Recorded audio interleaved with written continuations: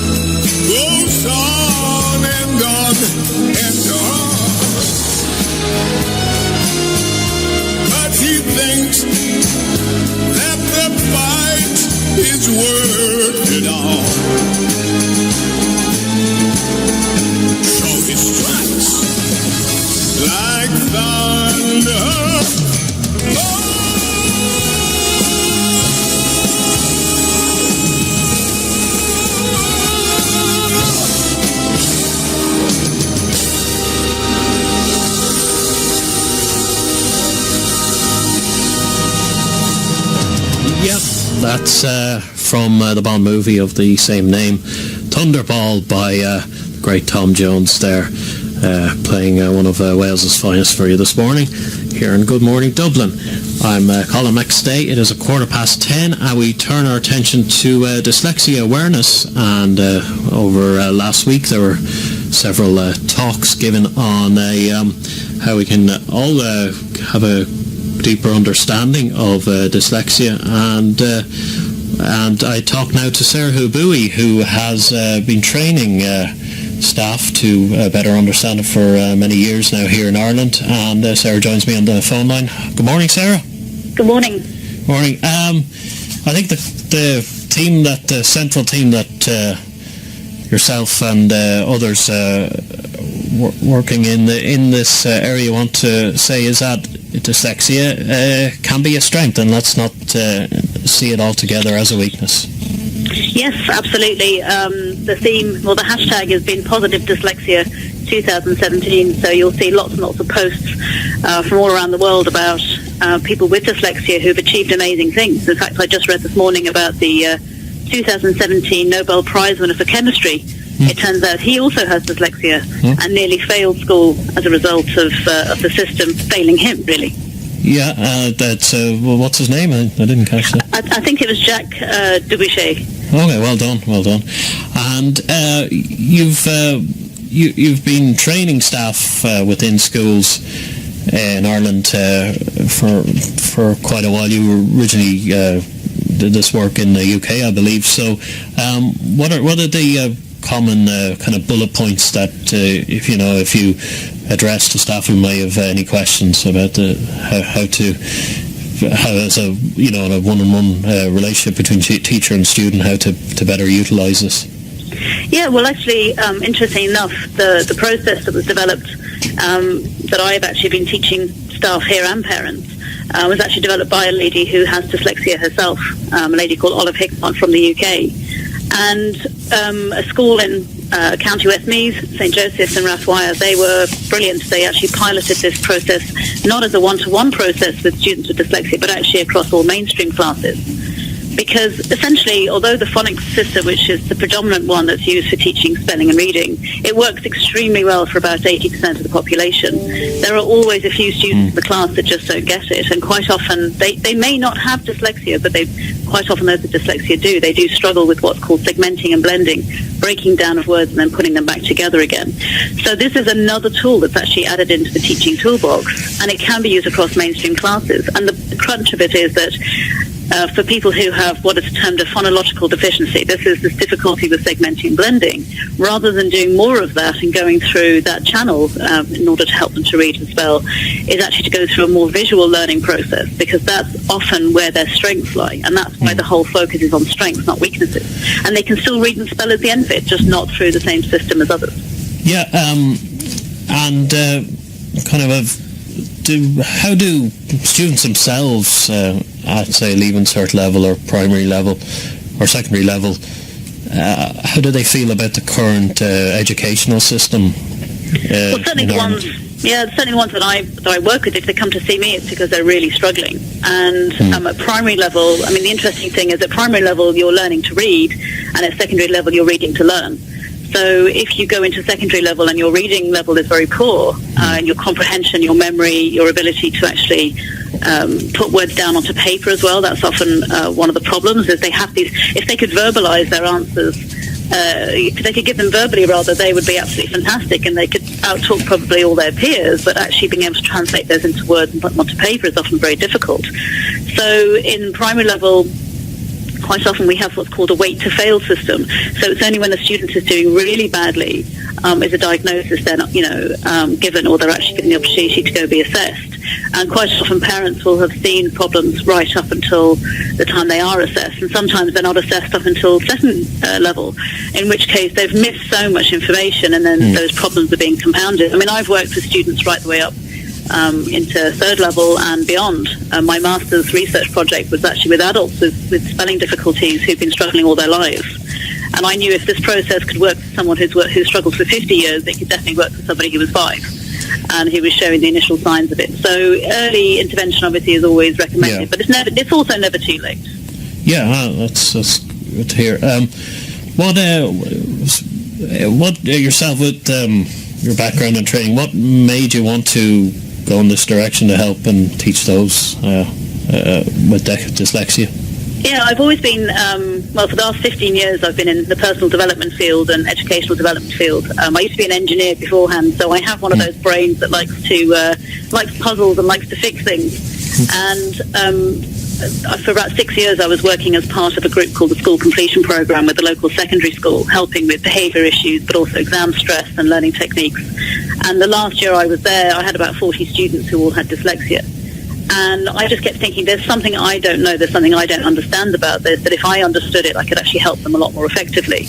And that's when I went to a conference and I met Olive and I heard her talk, and it just made perfect sense to me. It was a very, very different way of looking at the problem.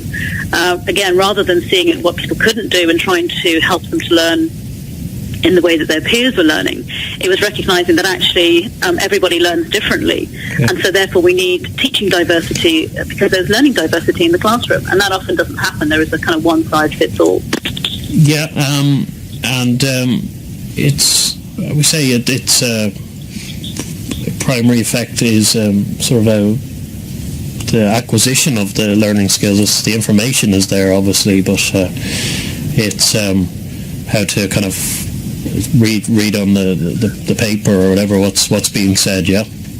Yeah, sometimes, and it can manifest in lots of different ways. So sort of one of the most typical ones that's most obvious would be letter reversals or words being jumbled up.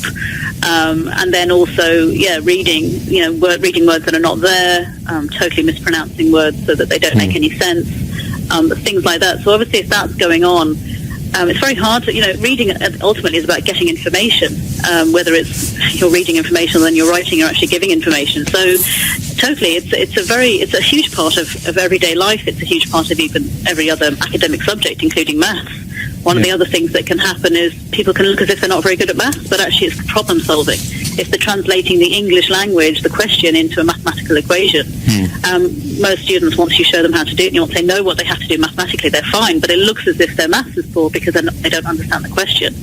But verbally, if you talk to them, there's normally no sign at all. It's normally very difficult to detect it from that.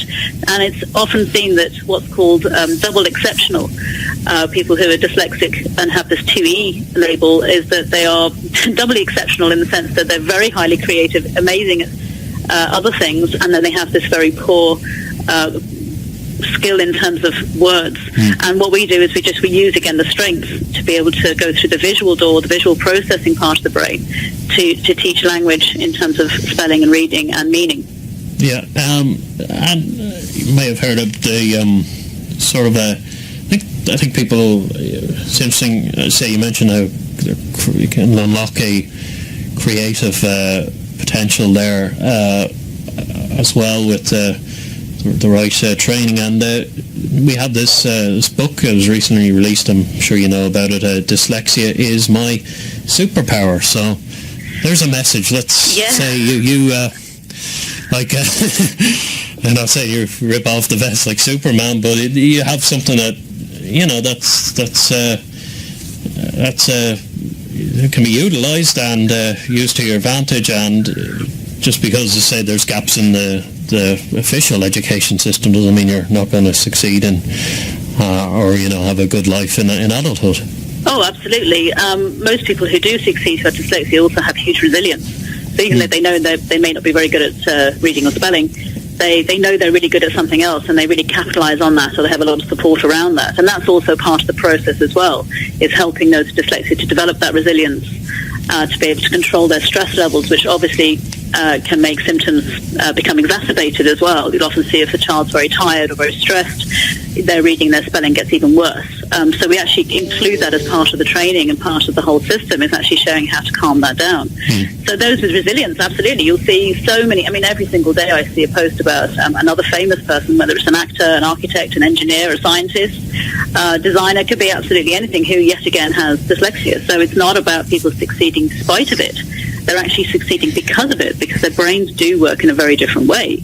And we need that. We need that in the world. Pre-literate societies, dyslexia wouldn't have been seen as a problem. It would have been seen absolutely as an asset, being able to navigate, being able to understand things, see things from a bigger picture, bigger perspective, is actually what we need to solve problems.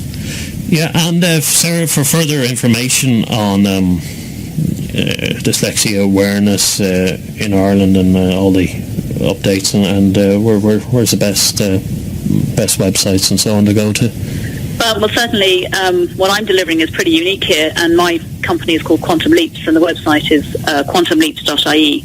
On Wednesday, actually, this week, Shane McCarthy, who's the principal of the school that's been using it for the last, his fifth year now of using this across the whole school, him and I are actually giving a talk to teachers and principals about actually mental imagery, the visual processing system in the classroom, and how it can actually help. So anyone who's interested, who's in education, whether they're a teacher or even an educational psychologist or an SNA, whatever role they're playing, if they're working with students with this problem, they can come along and we're going to talk about it and explain how it works. Okay, there you go. That's very informative indeed on dyslexia here in Ireland and in the world. Sarah Bowie, thank you for speaking to us. Thanks very much. And there's Sarah. And the book is an interesting book. I just came across it's out now. Dyslexia is my superpower. Most of the time, by an author called Margaret Rook. Find more information online about it. Coming up short.